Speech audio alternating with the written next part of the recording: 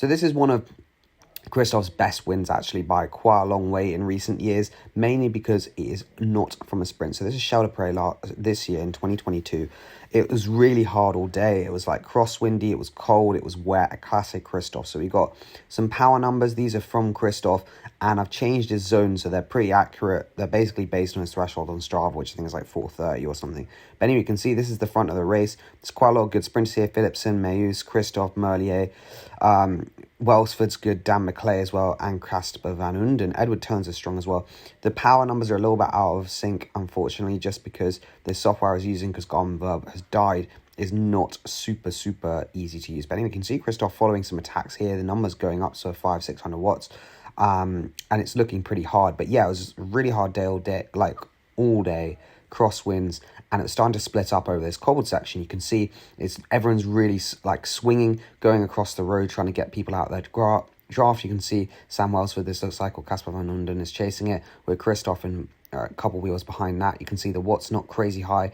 Once he's get across, everyone's sort of soft tapping now, 46k an hour. The speed sort of has some weird changes. Sometimes goes really quick, but anyway, you can rest assured that the power is correct. Anyway, Kristoff absolutely launches it here. You can see the power's a little bit behind, but he's just cracking out 700 watts here, 600 watts, and no one is coming close. And the thing is, it wasn't a massive peak. You know, he didn't hit 1400 watts, which he can. He just sustained 600-700 watts after everyone's battered. And then look at this, just into a super high tempo. So for the last 8-9 minutes of this race, he had a normalized power of 440 watts. It was unbelievable. And you can see people are trying to chase now. Edward Turns is on the front for Trek Segafredo, followed by Merlier and Casper Van Unden as well. But you can see the speed he's going at is very respectable, 47-48k an hour. But just look how many watts he's doing. So you can see, like, he's basically in zone 4, zone 5 the whole time. So yeah, looking really strong. His heart rate as well is really high for him. His max is, I reckon, not much over 170. Like a zone 2 ride, he's on like 100 beats per minute.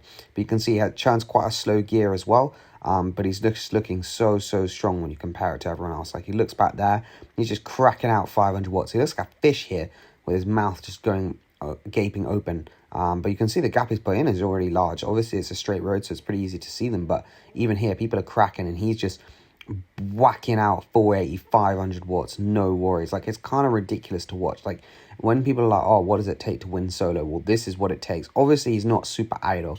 You know, I think if you were doing 48k an hour, he's super aero, you could probably do like 370, and, you know, you'd be going that quick. But he's obviously a big boy.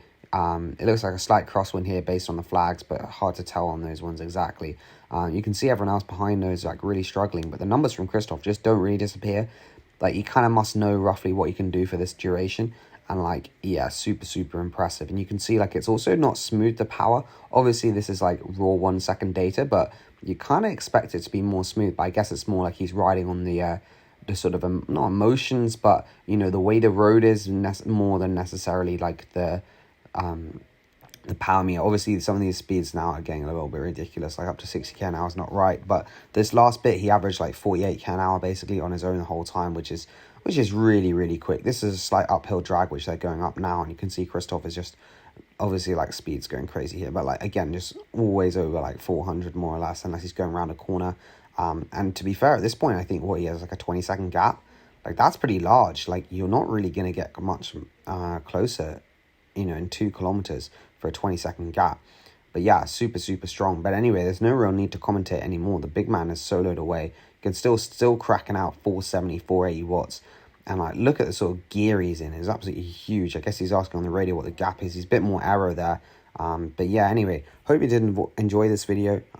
Enjoy the last bit where Kristoff just powers away, still cracking out 400 watts. And I'll see you in the next one.